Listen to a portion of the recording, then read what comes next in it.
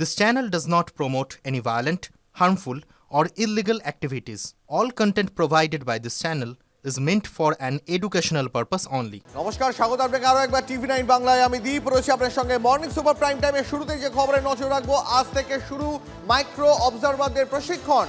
ভোটারদের দাখিল করা নথির বৈধতা খতিয়ে দেখবেন তারা, কিভাবে এই দায়িত্ব পালন করবেন তাই বোঝানো হবে মাইক্রো অবজারভারদের। এই মুহূর্তে প্রশিক্ষণ, নেতাজি ইন্ডোরে প্রশিক্ষণ চলছে, সেখান থেকে আমাদের প্রতিনিধি সুজয় আমাদের সঙ্গে রয়েছেন। সুজয়, এই মুহূর্তে নেতাজি ইন্ডোরে মাইক্রো অবজারভারদের প্রশিক্ষণ চলছে, ছবিটা দেখতে চাইবো একবার সরাসরি, যদি সম্ভব হয় তাহলে কথাও বলতে চাইবো।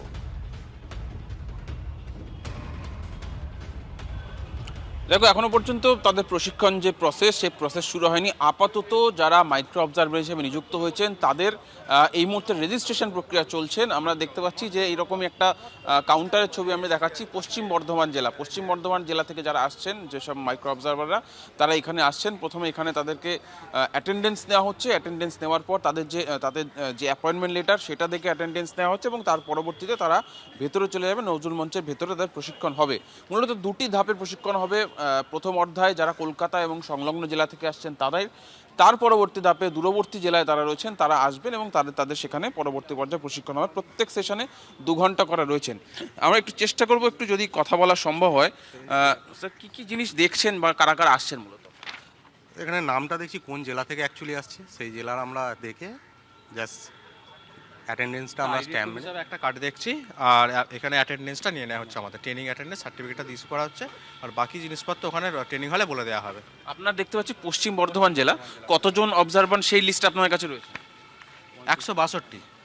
162, দুটো হাফ মিলিয়ে। হ্যাঁ, একটা হাফই এটা মনে হয় হবে। 162টা আমাদের এসছে, সেকেন্ড হাফে অন্য জেলার হবে। একজন রয়েছেন যিনি এসছেন, একটু কথা বলার চেষ্টা করবো। কোথা থেকে আসছেন? प्लीज हिंदी में बोल पाइए। कहाँ से आए? मैं दुर्गापुर से आया हूँ। आप तो सेंट्रल गवर्नमेंट एम्प्लॉय है, कहाँ पर काम करते हैं? मैं ऑडिट में हूँ। डीजी स्टील रांची का जो ब्रांच ऑफिस है दुर्गापुर में, वहाँ पे काम करता हूँ। आपको क्या क्या जिम्मेदारी आपको सौंपा जाएगा, क्या क्या यहाँ पर ट्रेनिंग किया जाए, कुछ बताया गया है आपको? ये तो ट्रेनिंग के बाद ही पता चल पाएगा, क्योंकि फर्स्ट ट्रेनिंग आज है तो उसके बाद ही पता चल पाएगा कि क्या क्या है।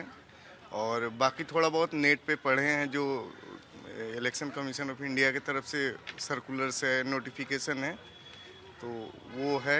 बाकी आज के ट्रेनिंग के बाद बता पाएंगे। तो इसे का जो प्रोसेस चल रहा है अभी यहाँ पर, तो यहाँ पर आप पहली बार कुछ मतलब काम कर रहे हैं ना? हाँ, यहाँ फर्स्ट टाइम है। आपका नाम? मनीष किशोर। বেশ, সুজয় নজর শুনলে রাখবো। যে আমাদের প্রতিনিধি সুজয় নজরুল মঞ্চ থেকে যে ছবি দেখাচ্ছিল আমাদের, আজ থেকে শুরু মাইক্রো অবজারভারদের প্রশিক্ষণ। ভোটারদের দাখিল করা নথির বৈধতা তারা খতিয়ে দেখবেন।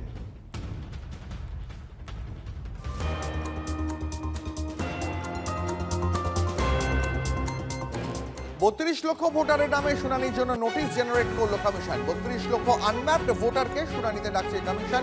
একদিনে প্রতি শুনানি কেন্দ্রে 150 জনের শুনানি হবে।